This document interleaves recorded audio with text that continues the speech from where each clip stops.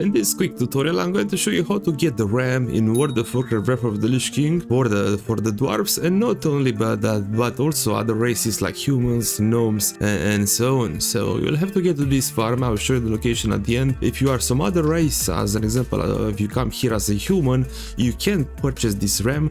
First, if you press U as an umbrella, you'll open the reputation tab, and here you'll find Ironforge. You'll have to come at the low levels here, where you'll find quests from dwarfs, complete their quests, and in this way you'll gain honor points, and you'll have to level the Ironforge reputation up to Exalted. Once you reach Exalted, you'll be able to buy the RAM, and let's see what we have here. The riding trainer. Let's pick with the riding trainer, and the level 20 one cost almost 4 gold, 3 gold and 80 silvers, and the level 40, which is much faster, 45 and 50 silvers. And also let's see where can we purchase them. You'll find this dwarf right here. Let's speak with him.